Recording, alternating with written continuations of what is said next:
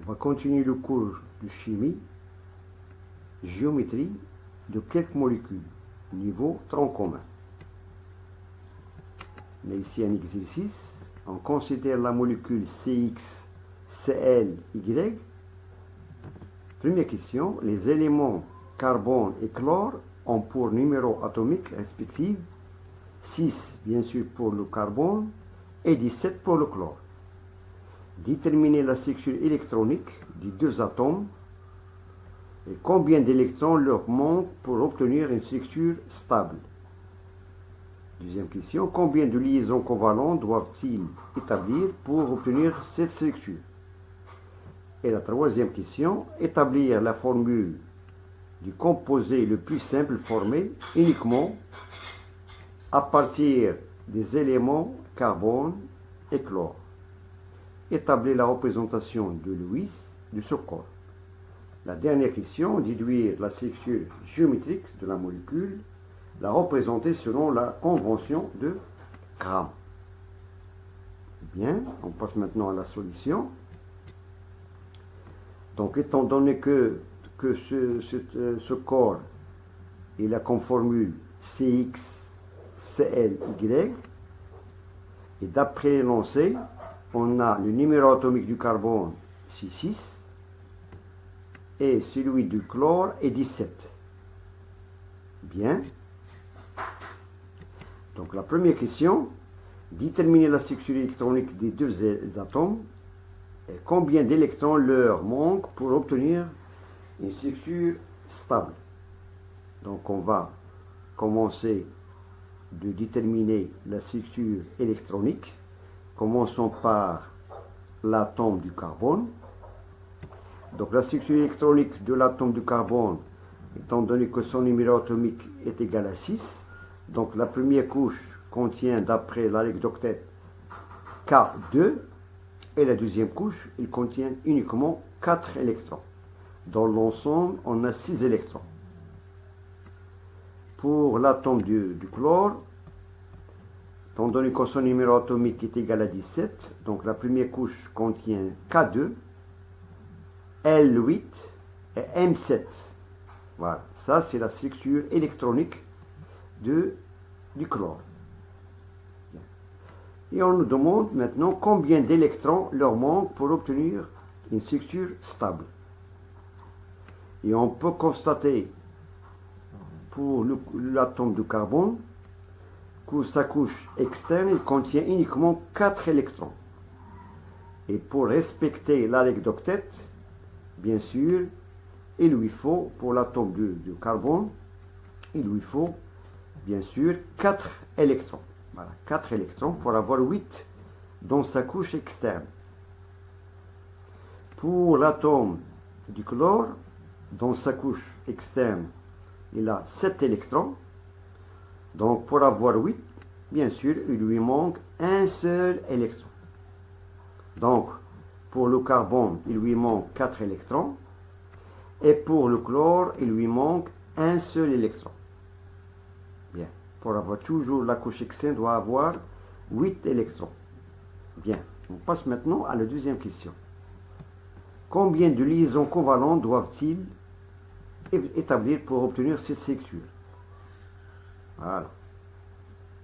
Et on sait que chaque liaison covalente est constituée d'un doublet, d'un couple d'électrons. Bien. En réponse. Donc le carbone peut établir 4 liaisons pour compléter bien sûr sa couche périphérique, pour avoir 8 dans sa couche périphérique, soit peut avoir 4 liaisons simples, ou bien 2 liaisons doubles, ou bien uniquement une liaison triple et une liaison simple, pour avoir en tout 4 liaisons covalentes. Donc on a ici 1 plus 3 liaisons, c'est-à-dire une liaison triple, ça fait 4.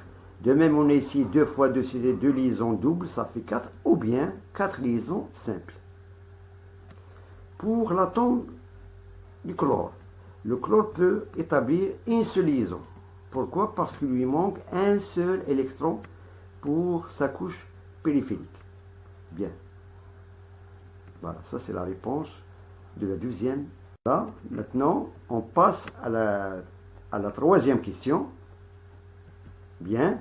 Établir la formule de composé le plus simple, formée uniquement à partir des éléments carbone et chlore. Ensuite, établir la représentation du Lewis de ce corps. Bien. Voilà, un peu de réflexion. Donc, bien sûr, la formule simple de ce composé, étant donné que le carbone, il peut être lié avec 4 atomes voisins. Donc, on aura la formule, c'est CL4. CL4. Ce corps, on peut le nommer, c'est tout simplement, c'est le tétrachlorométhane. Le tétrachlorométhane. Tétra, c'est-à-dire 4. Chlorométhane, ou bien le tétrachlorure de carbone. Le tétrachlorure de carbone. Voilà. Ça, c'est une formule simple de ce composé. Bien. On passe maintenant à la représentation de Lewis. Voilà. Donc, on sait que le carbone, il a 4 électrons dans sa couche externe. Voilà, ce sont des électrons de valence.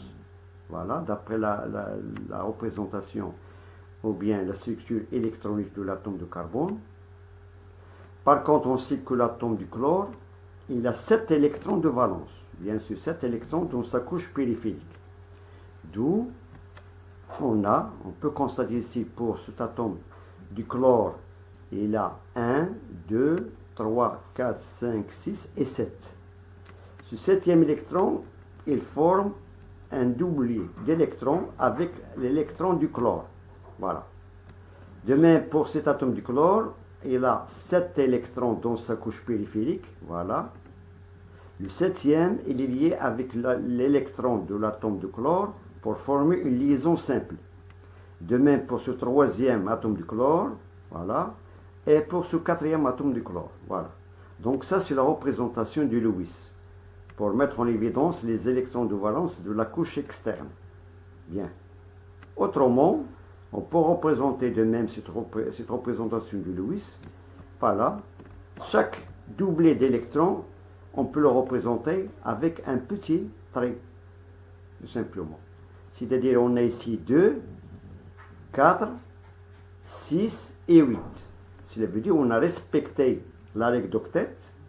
Chaque atome, il a dans sa couche périphérique 8 électrons.